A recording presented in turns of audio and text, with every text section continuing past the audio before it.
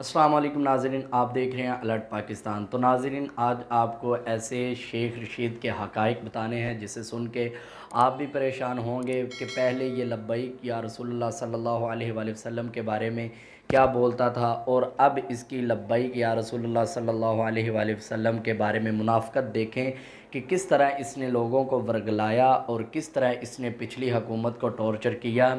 اور آپ دیکھیں کتنا بڑا یہ منافق ہے اور جھوٹا ہے۔ اس نے اتنے وعدے کیے تحریک لبیک یا رسول اللہ سے، ایک بھی وعدہ اس نے پورا نہیں کیا۔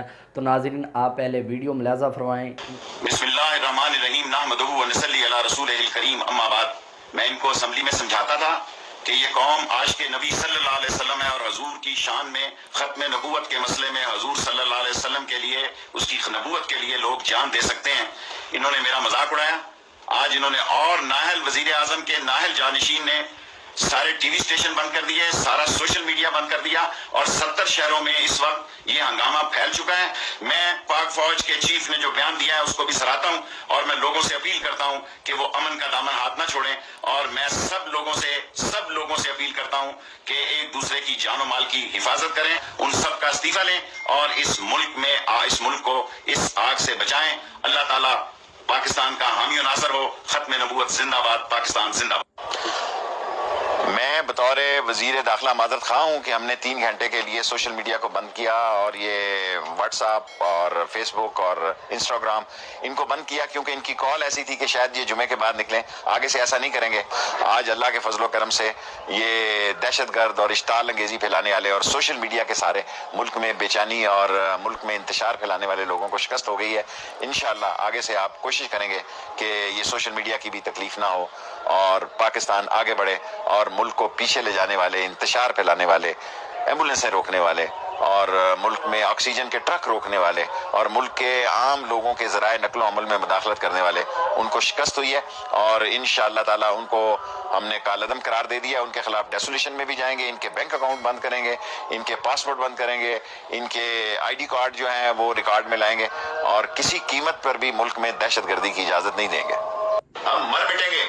میں حکومت کو آخری وارننگ دینا چاہتا ہوں، ورنہ اس ملک میں لبیک یا رسول اللہ کی ایسی تحریک چلے گی، عقل کے ناخن لے لیں، ورنہ یہ تمہاری ہوئی لوٹی ہوئی دولت بھی کام نہیں آئے گی، یہ فرسودہ نظام کو بھی آگ لگا دیں گے، اور اس ساری سوچوں کا پاکستان میں زندہ رہنا مشکل کر دیں گے۔ ناظرین، آپ نے دیکھا شیخ رشید نے کس طرح کہا کہ تحریک لبیک آئے گی اور حکومت کو الٹ کے رکھ دے گی۔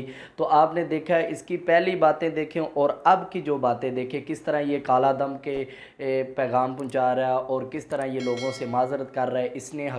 اس حکومت نے عوام کو تباہ و برباد کر دیا، اور اس نے اتنا ذلیل ہونا ہے۔ انشاءاللہ میرے پاس ایک ویڈیو ہے، میں آپ کو وہ بھی دکھاؤں گا عمران خان کی، جس میں اللہ پاک نے اسے اور ذلت کا نشانہ بنایا۔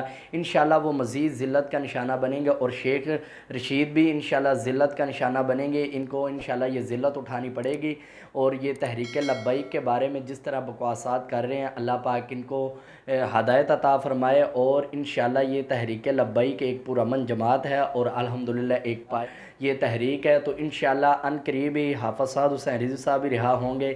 تو انشاءاللہ جیسا کہ آپ جانتے بھی ہیں، پیر کو حافظ سعد حسین رضوی صاحب کی سماعت ہے لاہور ہائی کورٹ میں، تو اس حوالے سے انشاءاللہ آپ کو اپڈیٹ دیتے رہیں گے۔ تو ناظرین، انشاءاللہ آپ سب یہ دعا بھی کریں کہ اللہ پاک ہمارے قائد محترم کو جلدی جلدی رہائی عطا فرمائے۔ یہ آپ بھی جانتے ہیں کہ ناجائز نظر بندی ہے ان پہ یہ حکومت تشدد اور ظلم کر رہی ہے، ظلم کی انتہا ہو چکی ہے۔ تو انشاءاللہ ہم سب اس کے لیے یکجا ہیں، اور ہم سب اس کے لیے آواز بلند کریں گے۔ تو 27 ستمبر کو مسجد رحمت للعالمین میں کانفرنس ہو رہی ہے، جو کہ داتا حضور کے عرس مبارک کے حوالے سے ہے۔ تو تمام عاشقان رسول اس میں شرکت فرما کر ثواب درائن حاصل کریں۔